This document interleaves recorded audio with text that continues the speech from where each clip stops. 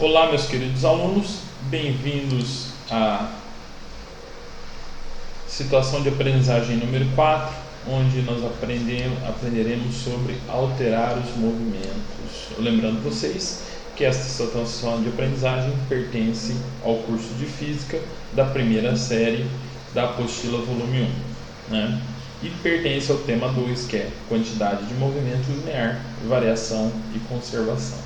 Para que tudo isso aconteça, é importante vocês terem foco no que vocês devem aprender, que é a aprendizagem de reconhecer as causas da variação de movimento associadas às forças e ao tempo de duração das interações. Então, tudo começa com uma simples pergunta: o que é necessário para que uma bola de futebol parada comece a se mover? E as bolas de vôlei, tênis, ping-pong, nos jogos com essas bolas, como elas começam a se movimentar? Então, o intuitivo disso é o seguinte: alguma coisa só começa a se mover se alguma outra coisa entrar em contato com ela, seja a força da gravidade, seja uma pessoa batendo, chutando, empurrando, seja o que for, tá? Então, o que é necessário para que ela comece a mover? No caso da bola de futebol, que alguém chute, né? No caso do ping-pong, que a raquete, né, arremesse ela, e por aí vai. Na questão 2, por que os jogos com raquete utilizam bolas pequenas e leves em vez de bolas grandes e pesadas? Essa pergunta precisa levar vocês a um pensamento um pouco mais amplo, que é: se a raquete é uma extensão do meu braço, e o meu braço foi projetado para suportar, por exemplo, seus 60 centímetros, e eu aumento o tamanho do meu braço, eu vou precisar fazer mais força para, por exemplo, pegar uma raquete e rebater uma bola de futebol, né? Então você amplia a velocidade do braço, você amplia, né, o movimento do braço, mas com essa ampliação você acaba aumentando a necessidade da força do braço. Então é por isso que todo jogo de raquete utiliza bolas pequenas e leves, ok?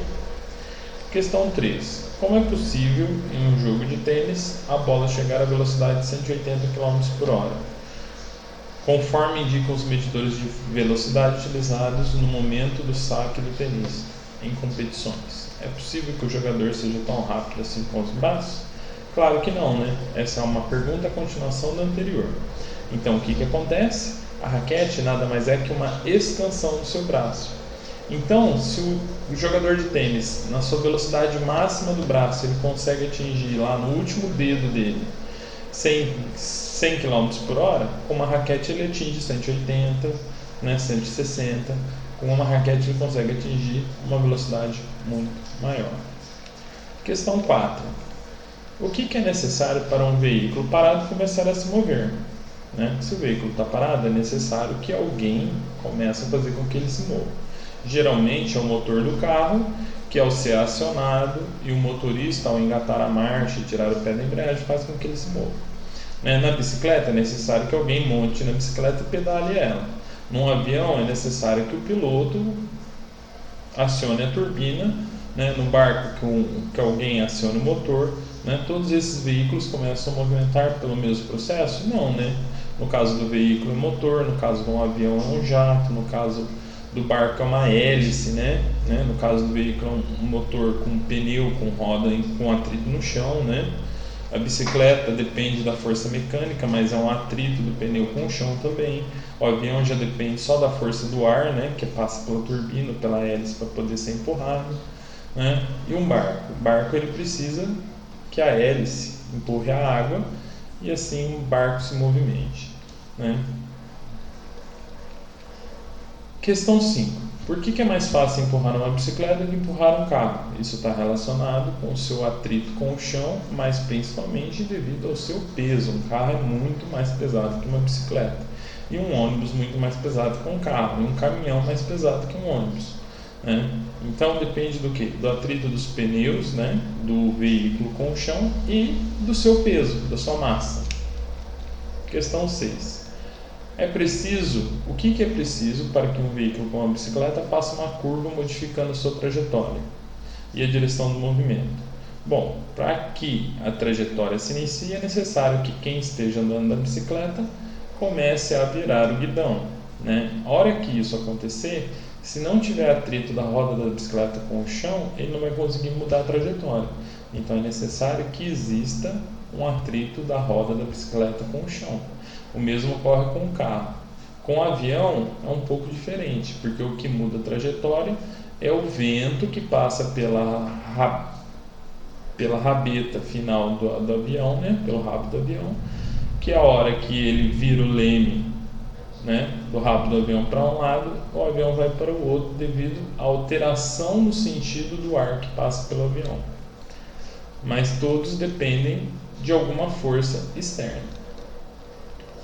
O que promove o movimento de uma pedra que rola um barranco, a bola que desce a ladeira e o pingo de chuva que cai do céu? Todos esses movimentos ocorrem devido à força da gravidade, que puxa tudo para o centro da Terra. Questão 8. Existe algum tipo de movimento que pode ser iniciado ou alterado sem que o objeto interaja com algum outro elemento? É possível? Não, gente, não é possível. Toda vez que vai haver uma alteração do movimento, o objeto tem que estar em interação com outra coisa, tá? Só é possível isso no espaço onde não existe atrito de forma nenhuma, só que mesmo assim, para o objeto no espaço poder mudar de movimento, tem que ter uma propulsão na direção pela qual se deseja seguir no novo movimento, ok? Então, somente no espaço é possível sem que haja essa interação. Questão 9. Faça uma lista das situações ou objetos que modificam o movimento. Comece a se mover, pare de se mover, muda a trajetória, a velocidade. Tente explicar o que causa essas alterações dos movimentos, classificando-os em 3 tipos de interações listadas a seguir. Então, em situações que há transferência parcial ou total da quantidade de movimento de um objeto para outro, que é quando acontece, por exemplo, na bola de futebol. A quantidade de movimento total da perna do jogador acaba passando toda essa quantidade de movimento para a bola, que por sua vez é arremessada, mesma coisa com as raquetes, mesmas coisas com os tacos, né? Outra forma é a colisão entre dois objetos, tá? Questão B. Em situações nas quais há contínua compensação de quantidade de movimento entre objetos.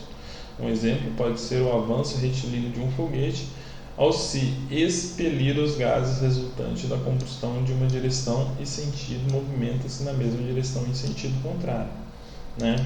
Então, esse é um excelente exemplo. Um outro exemplo é o avião, que segue esse mesmo tipo de situação, de movimento retilíneo, né? O outro movimento pode ser uma nave espacial no espaço, né? E em situações em que os processos anteriores possam ser combinados. Você pega, por exemplo, um foguete ou um avião, ele vai ter sua propulsão pela turbina, mas ele depende do atrito do ar para andar em linha reta para fazer curvas, né? Continuando, leitura e análise de texto, né? Domingo no parque. Às 13 horas, Joãozinho chega ao parque com sua irmã levando R$20. Compra 2 cachorros quentes de R$3 na barraca de Carlinhos, que tem R$30 em caixa. E às 13h20 compra 2 sorvetes de R$1,50 cada no carrinho do Tonhão, e que tem R$50 no bolso. Às 13h30, Tonhão passa com seu carrinho em frente à barraca do Carlinhos e compra um cachorro quente. Ou seja, esse dinheiro está passando na mão dessas 3 pessoas, né? Então nós temos Joãozinho tinha 20, Carlinhos tinha 30, Tonhão tinha 50. Então 20 mais 30 mais 50 vai dar quanto? Né? Vai dar R$100 no total. Ok? R$100. 20, 30, 50, com 50, 100. Às 13 horas, Joãozinho tinha 14. Por que o Joãozinho tinha 14? Porque, vamos voltar no texto. Aqui, ó. Ele comprou 2 cachorros de R$3 cada na barraca do Carlinhos. Se Joãozinho tinha 14, Carlinhos tinha 36. Porque vendeu os 2 cachorros quentes. e Tonhão continuava tendo 50, correto? Tonhão continua com 50 e o total é 100.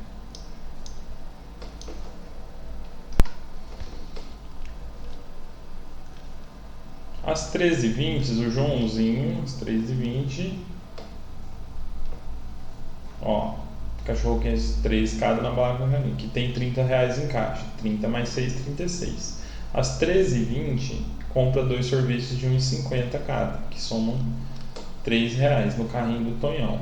Então, se ele perdeu mais R$3, então às 13h20 o Joãozinho vai ficar com R$11, Carlinhos continua com R$36 e o Tonhão passa a ficar com R$53.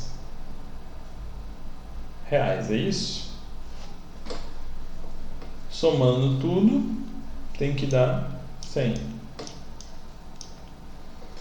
Às 13h30, Tonhão passa com o seu carrinho na frente da barraca do Carlinhos e compra um cachorro quente. Lembrando que o cachorro quente vale R$3, então o Tonhão termina com R$50. O Carlinho termina com R$50, R$53. O Carlinhos termina com R$39 e o Joãozinho termina com R$11, totalizando R$100 no total, certo? 2. O conjunto total de reais somados de Joãozinho, Carlinhos e Tonhão é alterado durante a história? Não. Sempre a somatória dos 3 dá R$100. A quantidade de reais em cada um deles tem, ao longo da história mesmo, ao longo da história é alterada? Sim. Né? Ao longo da história é alterado, sim, como pode ser observado.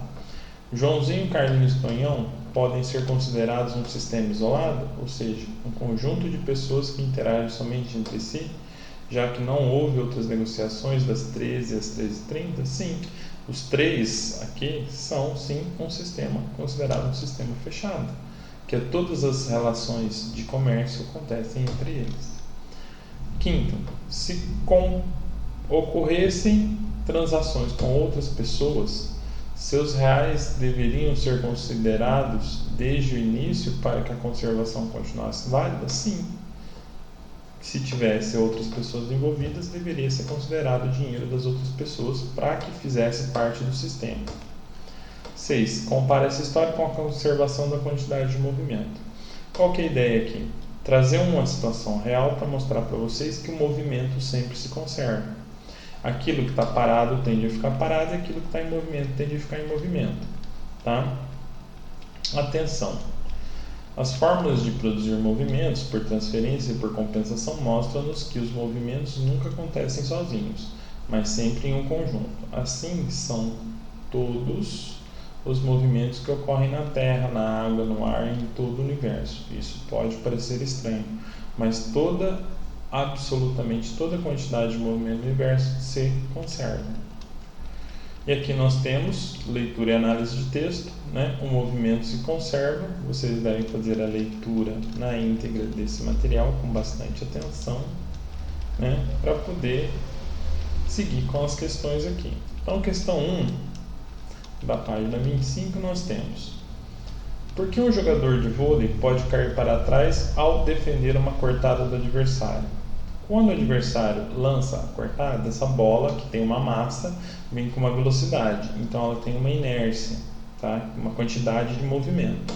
Essa quantidade de movimento, como o jogador está no ar, sem um ponto de atrito para segurar ele pode ser jogado para trás, sim. Questão 2. Por que os policiais impedem que os veículos transitem em uma pista em que houve derramamento de óleo? Por um simples motivo: o óleo vai criar uma camada em cima do asfalto que vai acabar ou diminuir absurdamente o atrito do pneu do carro com o chão, o que fará com que o carro fique desgovernado. Por que os carros cantam pneus quando tentam arrancar muito rapidamente, porque a força de tração do carro é maior do que o atrito do pneu com o chão. E aí o pneu patina, fazendo esse barulho que chama cantar pneu. Ok? Tome nota. Lei da conservação da quantidade de movimento. Em um sistema isolado, a quantidade de movimento total se conserva. Ok? Para saber mais, seria interessante vocês estarem olhando aqui Armageddon, Impacto Profundo, que trata da ausência de gravidade numa situação, né? E aqui, na sequência, nós temos o desafio. Descubra para que servem os airbags dos carros. Por que os carros modernos usam freios que não travam as rodas do veículo? Por que os carros de corrida não cantam pneus na largada? Faça um resumo em uma página contando como são e para que servem esses dispositivos que nos auxiliam no controle das alterações de movimento. Então, o airbag ele serve para quê? Para que quando haja uma colisão, né, a pessoa não seja arremessada para fora do carro, não colidir com as partes internas do carro. Então, esse airbag ele abre e diminui a velocidade de impacto do indivíduo com os objetos do carro, né?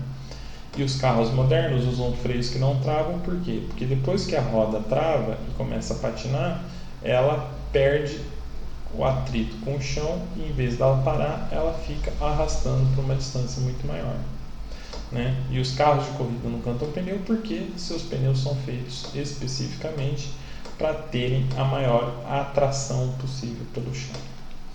No jogo, e eles não têm listras, né? Que seriam para a água, né? Para que a água não aquaplane os carros. No jogo de bolas de gude, utiliza-se bolas de diferentes tamanhos, massas e materiais para promover choque entre elas. Explica o que acontece com uma bola bem leve se for jogada para uma bola bem pesada. Ela vai bater e vai voltar, né? Vocês sabem disso. Por quê? Porque a massa dela é pequena em relação à massa da outra. Então, a quantidade de movimento que ela carrega nela não é suficiente para movimentar a outra bola, que é muito maior e que tem um momento de inércia, né, de quantidade de movimento, mesmo estando parada, muito maior. E assim nós chegamos no final desta situação de aprendizagem. Forte abraço a todos e até mais.